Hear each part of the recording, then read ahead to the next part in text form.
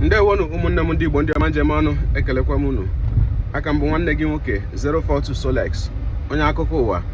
Ihe onyonyo a anyị na-ewetara unu bụ ụbọchị tata bụ Satọde, bụ mkpụrụ ụbọchị nke 30 nke ọnwa Mee n'afọ 2026, bụ 30th May 2026, bụ ụbọchị ụmụafọ Biafra ji wee na-echeta ya ndị niile bụ ndị tụfuru ndụ ha n'ihi ihe gbasara nnwere onwe Biafra kamgbe Nigeria na Biafra lụrụ ọgụ ha lụrụ n'afọ 1967 wee ruo n'afọ 1970.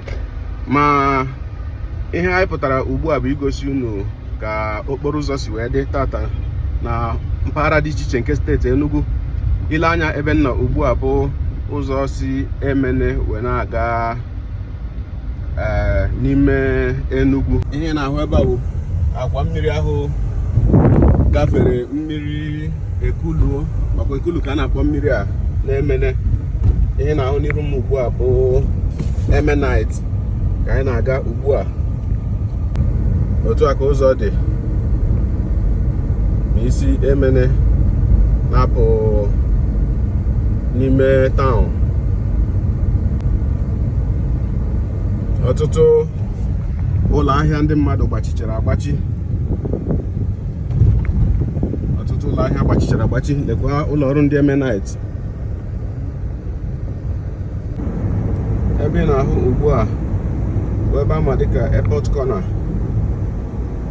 ma ogige fensị a ị na-ahụ ebe a bụ ogige ndị Akanubiam Airport. Lekwa ka ebe ndị a si dị. Ụfọdụ ọdụ ebe a na-ere mmanụ ụgbọala ọ dị ka ha mepere, mana ndị nọ na ebe nke a onwe mepere.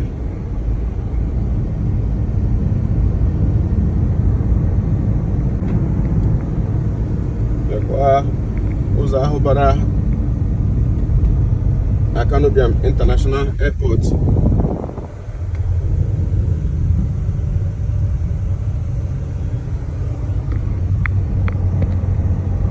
Ụzọ nke bụrụ na Abakaliki Highway, ụzọ si Abakaliki Highway wee bata ọdụ ụgbọelu Akanubiam International Airport.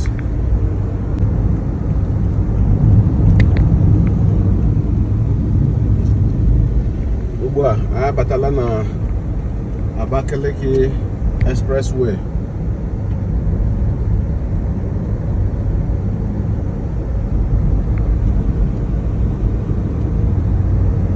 Ndị ma ebe a ọfụma, ebe anyị nọ ugbu a bụ na New Haven Extension. Lekwa Amara Oil and Gas.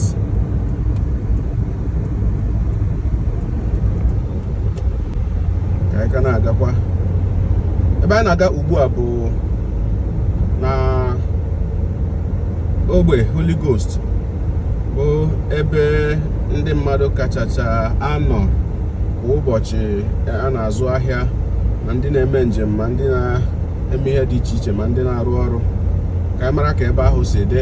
Tata bụ 30th May 2026, bụ ụbọchị ụmụafọ Biafra ji echeta ma na-ekpere ndị niile ụmụnne anyị, ma ndị nne na nna anyị ha ndị nwụrụla n'ihi ihe gbasara Biafra kamgbe amalitere mewe ya bụ ihe. Ebe anyị nọ ugbu a bụ na Naira Triangle.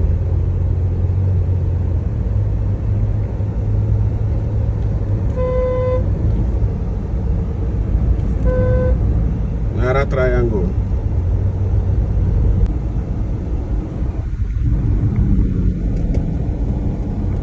Nwere ụgbọala ya tọrọ ebe a. Ọ dị ka mmanụ gwụlarịrị ya. Ihe a bụ ọdọ mmanụ ụgbọala North West.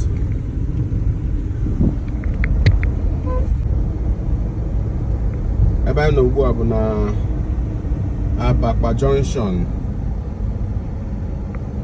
Abakpa Junction ka anyị nọ ugbu a. Onwe ndị ọrụ agha kwụ n'ụzọ ebe a. Ka anyị mara ka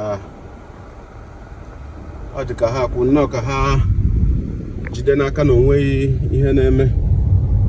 Ndị ọrụ agha obodo Nigeria ka anyị gbafere ugbu a n'iru 82 Division mbụ Abakpa Junction. Ebe anyị nọ n'iru ya ugbu a bụ 82 Division.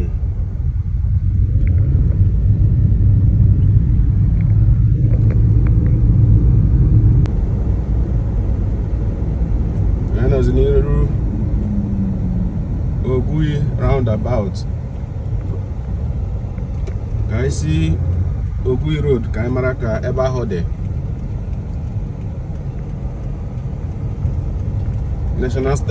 National Museum nọ n'iru ebe a.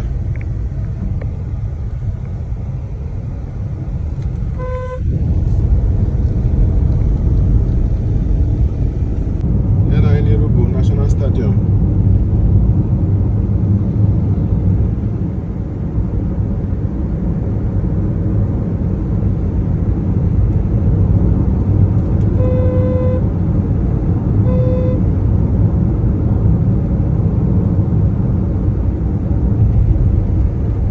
National Stadium ebe a ya dị n'aka nri otu a, ya ebe a bụ iru ya.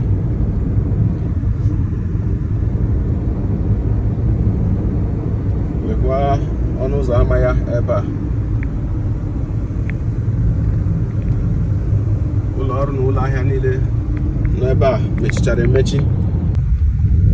Osisa Tech Junction ebe niile mechikwuru emechi ebe a. Ihe niile anyị na-ahụ n'ụzọ makwa n'imirikiti n'ime ihe ndị anyị na-ahụ n'ụzọ kamgbe anyị pụtara bụ ndị na-aga njem, mana ebe ndị ọzọ anyị na-ahụ bụkwa ụlọ ahịa na ụlọ ọrụ, imirikiti n'ime ha mechiri emechi. Ihe a bụ ụzọ Holy Ghost. Lekwa Holy Ghost Bus Terminal. Anyị agbafeela Terminal 2. Lekwa Onitsha South. Ebe anyị na-aga ugbu a bụ na Holy Ghost Bus Terminal 1.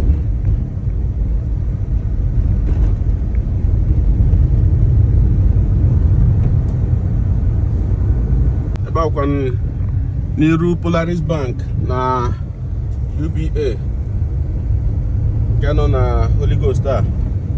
Ebe a ka unu ga-esi ahụta ya bụ Holy Ghost Bus Terminal 1 ọfụma.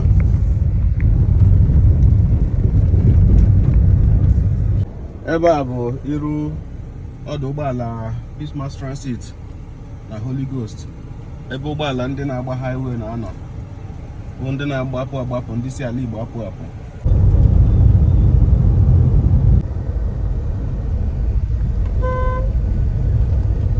Unu ma bụ ka okpuru briji a na-adị na Ogbete a. Ogbete mechiri emechi.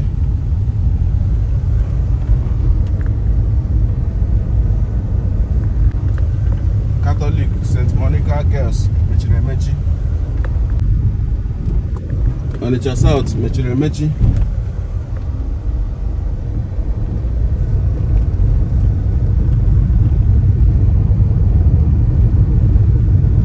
Ndị a niile mechiri emechi. Lekwa Terminal 2. Mana mgbe m wetaburu ihe onyonyo, anyị agbafeela Terminal 2 mgbe anyị pụtaburu.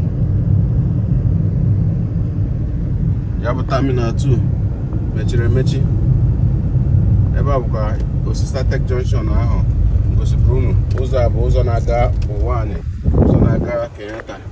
Nke a bụ nke na-aga stadium.